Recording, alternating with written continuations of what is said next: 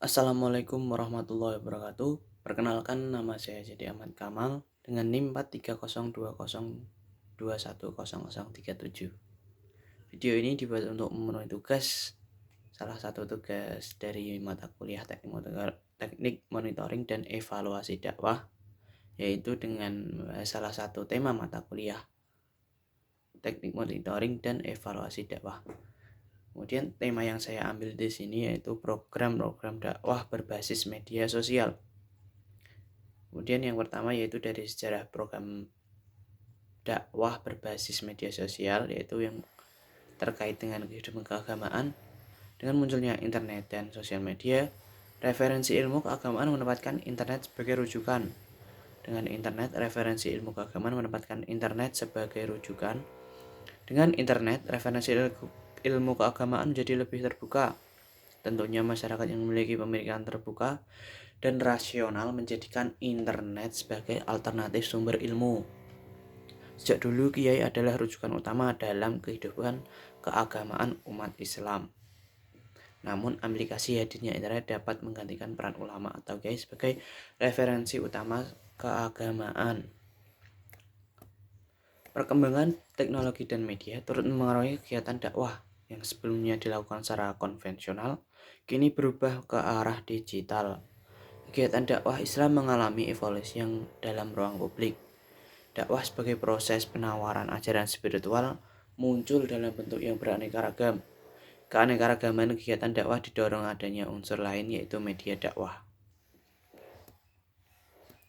Kecanggihan teknologi informasi dan komunikasi dapat dimanfaatkan untuk mengoptimalkan kegiatan dakwah. Dakwah dan teknologi adalah sesuatu yang tidak dapat dipisahkan. Penyampaian dakwah harus dilakukan secara optimal, termasuk memanfaatkan media sosial agar dapat diterima lebih luas dan cepat. Itulah sejarah dari perkembangan program dakwah berbasis media sosial. Berikutnya yaitu keunggulan atau kelebihan dan kekurangan program dakwah berbasis media sosial. Dari kelebihan berdakwah melalui internet atau media sosial, banyak kemudahan bagi seorang untuk berdakwah melalui internet. Seperti yang kita ketahui, saat ini kebutuhan manusia akan informasi sudah menjadi kebutuhan pokok. Orang-orang sibuk dengan urusan sehari-hari sehingga mereka tidak punya waktu untuk menonton atau membaca berita di TV ataupun koran. Sehingga mereka menggunakan alternatif untuk mendapatkan informasi melalui internet. Dengan kemudahan tersebut, kini informasi dapat diperoleh tanpa terikat ruang dan waktu. Ini adalah kesempatan bagi seorang juru dakwah dalam mengembangkan strategi dakwahnya yang lebih inovatif dan kreatif. Strategi ini diperlukan agar dakwah lewat internet mendapatkan tempatnya di kalangan masyarakat. Itulah kelebihan dari dakwah berbasis media sosial. Kemudian selanjutnya itu kekurangan dari berdakwah berbasis media sosial. Kekurangannya yaitu komunikasi hanya terjalin satu arah dan respon dari pendengar tidak bisa dibicarakan secara langsung. Masuknya berbagai situs yang dinilai sesat yang mengatasnamakan agama. Hal ini pastinya menimbulkan suatu kebingungan bagi masyarakat yang awam yang membuka situs tersebut. Memang perlu ada pembatasan link-link yang mengatasnamakan lembaga atau institusi dakwah agar dakwah lewat internet dapat berjalan dengan baik. Kemudian dampak program dakwah berbasis media sosial di sini ada dampak positif dan dampak negatif. Efek dari dampak positif yang bisa diambil dari dakwah melalui media sosial diantaranya adalah kemudahan akses media sosial yang memungkinkan masyarakat mempelajari ajaran Islam dimanapun dan kapanpun. Dalam proses pelaksanaan program ini, dakwah melalui media sosial semakin variatif. Dakwah tidak hanya dilakukan dengan ceramah, saat ini dakwah media sosial juga berupa video, dakwah kutipan ayat-ayat Al-Quran atau hadis, dan kata hikmah dari seorang tokoh agama, sehingga dapat menginspirasi para jamaah atau para mat'u yang mendengarkan materi tersebut.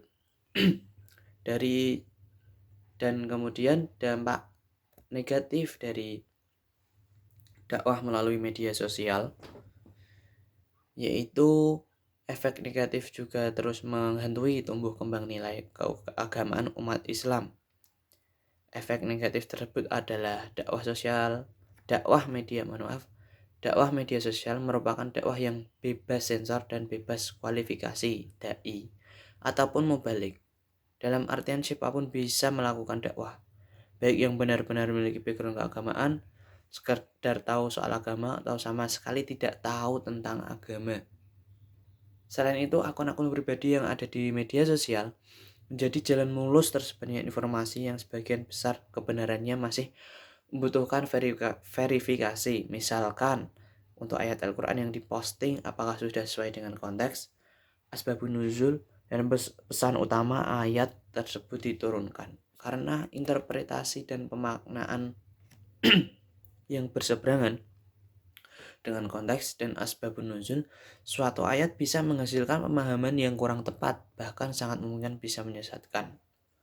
Itulah dampak negatif dari dakwah melalui media sosial.